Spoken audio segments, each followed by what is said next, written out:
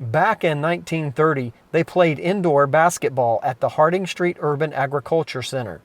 Now, researchers at Virginia State University are studying ways to grow indoor crops. We have the lights to simulate the sun. We can make it freezing cold in here, or we can make it super hot. So depending on what plant we're growing, we give it the conditions that it likes best. And so right now we're using what's called a flood table. This was something new that we've put in. And of the growing systems, the flood tables are my favorite because you can literally grow anything in them. Because you can use a mix of hydroponics or traditional growing with soil. And so as you see, we have a mixture of both. That allows us to play with root crops like onions and garlic and carrots and things like that, as well as your other traditional hydroponic leafy greens, tomatoes. Those things do really well, as well as strawberries. Dr. Marcus Comer and another faculty member coordinate activities in the Ag Center, which is owned by the city of Petersburg. It's a busy place. VSU agriculture graduate students work on research projects. Community volunteers help plant the crops and care for the indoor and outdoor gardens. Aquaculture tanks provide both protein and nutrients for the hydroponic plants. The overall goal is to learn how to better grow crops indoors with the help of a community that needs better nutrition options. What we try to do here at the center is show citizens that you can do a year-round grow without on a shoestring budget. You don't need a huge facility and spend millions of dollars. You can, your garage, a room in your house, your patio.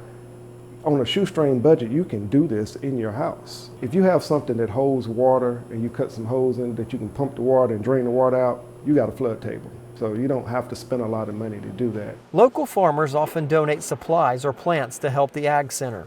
A local fish farmer provides tilapia for the aquaponics tanks. Even herbal plants have a place.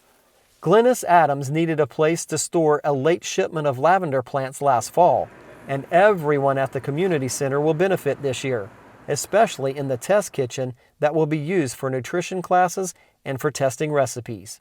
Of those 15 varieties of lavender that I do have on my farm, we have about 8 here at the center that is being cared for by myself and the members here at the center until the spring. And so with that, we're going to look at ways in which we can improve healthy eating with unique cooking outside of your traditional salt and your pepper and your basil, your regular herbs and spices that you use for cooking.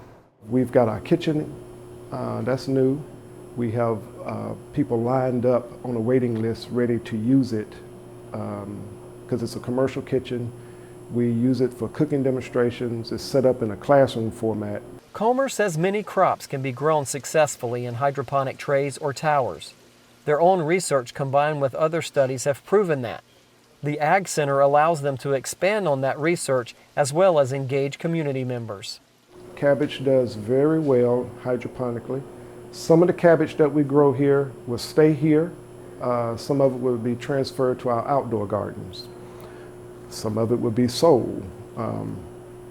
We have a number of people that we are actually starting seedlings for now, and that has become an income stream for us. They come over and they learn they help us plant, they harvest, and during the growing season, when we get the outdoor gardens going, you really see a lot of people because they come through, they help plant, they help harvest, and all that food is free.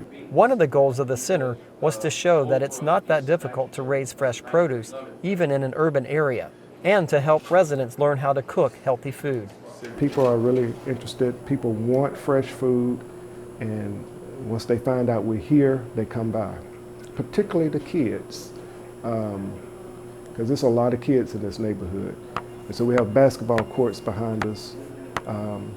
They're back there on the basketball courts. They know we're in here. They come in here to get tours. We give away seeds. We give away pots. And we take advantage of having them here.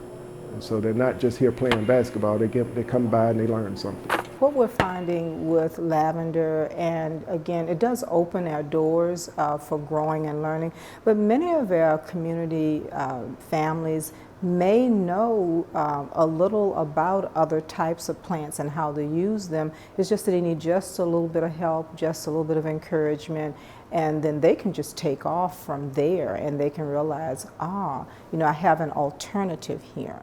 Both the scientists who work there and the volunteers that assist them view the Harding Street Urban Agriculture Center as a different kind of community center, one that is growing both food and community roots.